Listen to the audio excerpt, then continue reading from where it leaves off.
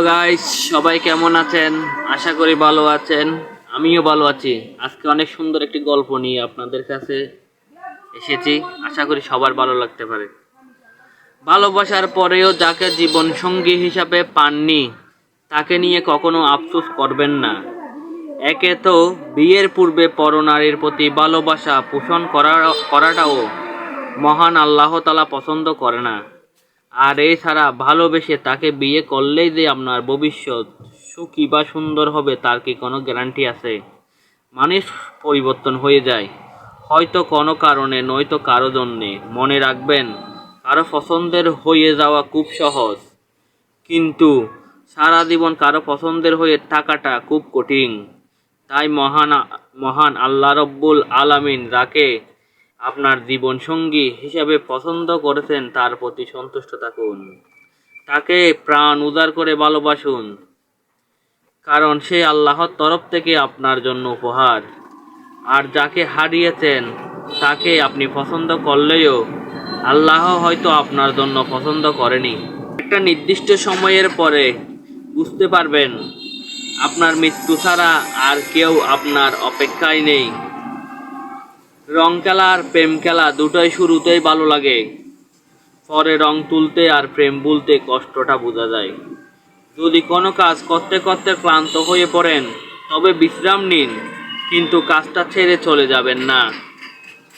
আল্লাহ সেই সকল ব্যক্তিদের সফল করে না যারা চেষ্টা করে না। মনে রাখবেন, আপনার স্ত্রীর মধ্যে পৃথিবীর সবগুলো গুণ খুঁজতে যাবেন না, কারণ মেয়েরা লাইব্রেরিতে প্রকাশিত গাইড নয় যে একের ভিতর সব থাকবে। ভালো মন্দ হিসাব করে ভালোবাসা হয় না, ব্যবসা হয়। আর ব্যবসা আর ভালোবাসা এক নয়। সম্পর্ক তৈরিও সহজ, ভাঙাও সহজ, কিন্তু কঠিন শুধু সেটা টিকিয়ে রাখা। এই পৃথিবীতে সেই সুখী যে সৃষ্টিকর্তা মহান আল্লাহকে সবচেয়ে বেশি ভালোবাসতে পেরেছে। যে সৃষ্টিকর্তাকে সবচেয়ে বেশি ভালোবেসেছে তাকে সবাই ভালোবাসে। আমরা মানুষকে দাম দিতে গিয়ে নিজের দাম কমিয়ে ফেলি। প্রকৃত সত্য হলো, আপনার কষ্টগুলো আপনি বুঝবেন, অন্য কেউ বুঝবে না। কি অদ্ভুত তাই না?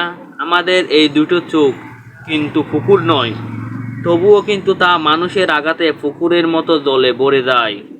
আমাদের এই মন গাত নয়, তবুও কিন্তু তা মানুষের আঘাতেই ভেঙে যায়।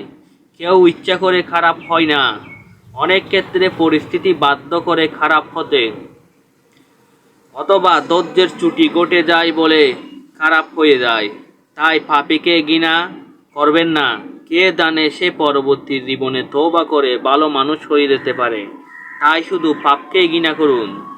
মনে রাখবেন, সত্য এবং মিথ্যায় যে দুটো রাস্তা রয়েছে, তার মধ্যে আপনি সত্যের রাস্তাটা আঁকড়ে ধরবেন, কিন্তু অন্ধ হয়ে আপনি পুরোপুরি কারো পক্ষ নিবেন না বা কারো পক্ষে লড়বেন না। যেই মানুষটার পক্ষে নিয়ে আপনি কথা বলবেন, সেই মানুষটাই সময় মতো আপনাকে চিনবেও না। তাই সত্য মিথ্যার লড়াইয়ে কে আপনার পক্ষে কে আপনার বিপক্ষে তা না দেখে শুধুমাত্র সত্যের পক্ষেই থাকুন। আর মনে রাখবেন, এই পৃথিবীতে শুধু সেই মানুষগুলোকেই আপনি বুঝাতে পারবেন যারা আসলে কিছুই বুঝে না। আর যে ব্যক্তি বুঝেও না বুঝার ভান করে থাকে, আপনি এই পৃথিবীর সমস্ত জ্ঞান ভাণ্ডার এনে তার মাথায় ঢুকিয়ে দেওয়ার পরও সে একটুও বুঝবে না, একটি শব্দও বুঝাতে পারবেন না। আপনি আরেকটা কথা মনে রাখবেন, ভালোবাসা হোক বন্ধুত্ব হোক হোক বিপদের সময় বোঝা যায় কোন সম্পর্কটা কতটা খাঁটি।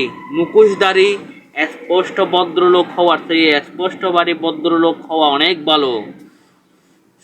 সব সময় নিজেকে একটা কথাই বলবেন, আমি হয়তো পরিপূর্ণ নিখুঁত মানুষ নয়, তবে অন্য কাউকে ঠকানোর মতো মানুষও আমি নই। আপনাকে কে রিজেক্ট করলো, কে তুচ্ছ করলো তা মনে রাখবেন না, বা খারাপ লাগলে তা মনের মধ্যেই রাখবেন। দামি জিনিস সবাই নিতে পারে না, আর যে মানুষগুলোই অল্পতেই অনেক বেশি আঘাত পায়, তারা খুব সহজেই মনের মানুষগুলোকে আঘাত দিতে পারে না বা বেশি কষ্ট পায়। তাই সব সময় আপনার মনকে একটা ব্যালেন্সের মধ্যে রাখুন। মনে রাখবেন, বিশ্বাস জিনিসটা যদি একবার ভেঙে যায় তবে হাজারটা কথাও মূল্যহীন হয়ে পড়ে। নিয়তি এমন একটা জিনিস যে 1 মিনিট আগে আপনি হাসছেন, ঠিক 1 মিনিট পরেই আপনাকে কাঁদতে হবে। সুখ কখনো জীবনে জোর করে আনা যায় না। কখন আসে সব কিছু নিয়ে, আসে আবার কখন চলে যায় সব কিছু নিয়ে। মজা করা আর কাউকে ছোট করা পার্থক্য বুঝতে হবে। বন্ধুদের মাঝে ইয়ার্কি হয়, কিন্তু অপমান করা ঠিক নয়। 16 থেকে 22 বছরের মধ্যবর্তী সময়টা অনেক চ্যালেঞ্জের এবং কঠিন একটা সময়।